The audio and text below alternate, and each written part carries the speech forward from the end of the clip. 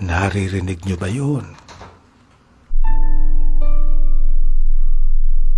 Sabi nila, may mga lugar talagang kahit saan ka tumingin, puno sila ng kwento. Sa tagal kong nakatira sa bahay namin ito, maraming bersyon na ng mga sabi-sabi ang nakwento tungkol sa mga boses na naririnig nila dito sa amin. May mga bulong, mga higbi, pati mga sigaw. Hindi ko alam kung ilang kwentong multo na ang nagdaan dito sa amin.